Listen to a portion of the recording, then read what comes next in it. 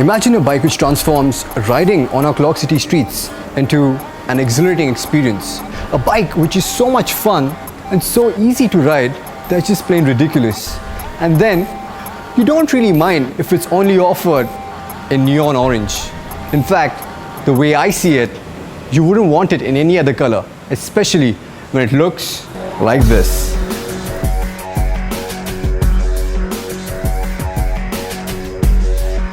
This is KTM's brand new street fighter, the Duke 200. And boy, does she have a mean streak. I was pulled over by the cops 3 times in the past 2 days when I was reviewing this bike, and not once were they interested in seeing the papers. That's the kind of impression the Duke makes on you. You look at it once and you have to look at it again, and by then you're already awestruck. The bike reeks of pure quality. It's a truly international product as far as the fit and finish or attention to detail is concerned. I mean, look at the LED taillights or the exhaust, the underbelly exhaust. The sexy trellis frame, the meaty inverted forks, the chiseled tank, they all give this bike a very brutish appeal. And then you have the multi-function cockpit, and it's nothing short of technical wizardry. It has so many features that I think I'll have to read through them. So, besides the usual stuff, the fuel gauge and the speedometer and tachometer, it also has a clock, an engine temperature bar graph. It tells you your average speed, your average fuel efficiency, your riding time in minutes,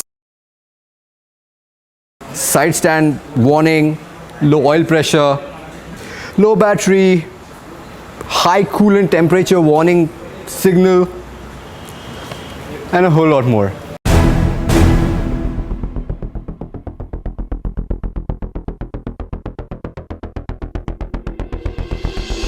The riding stance of this bike with the high-raise handlebars and the higher seating, it evokes more of a supermoto rider in you than the old school sports rider. The Duke 200 has very street-friendly ergos. By that I mean, the handlebar is high-raised, the foot pegs are lower set. Also the way the tank is sculpted, your knee locks in perfectly. And there's also a lot of room for the rider to move around on the bike. But as far as the comfort is concerned, it's not the best because the seat on the KTM is very stiff, which means your butt starts hurting even on the smallest of city rides. And as for the pillion, well, unless you have a super model for a pillion, this will prove to be really small. The 200cc liquid-cooled engine of the Duke makes 25 PS of power and 90 Nm of torque. Now the weight of the bike is just 136 kgs, which means the Duke has the best in-class power-to-weight ratio of 184 PS per ton. Add to that the advanced injection electronics and the closed ratio of the 6-speed transmission. And finally, you start to make sense of the wicked propelling power of the Duke. It packs the punch of a true blue street fighter, and you have more than enough torque irrespective of what gear you are riding in. The 38mm throttle body provides excellent throttle response and smooth power delivery. The clutch is well weighted and progressive. And if you're impressed by the acceleration of this bike, wait till you hit the brakes. At the front you have 280mm disc and at the back a 231. But what really sets apart the braking of this bike are the steel braided lines which come as standard. And what this basically means is that you have a bike which has some really potent brakes, which are not only good when it comes to the bite, but they're also very progressive and the feedback is brilliant.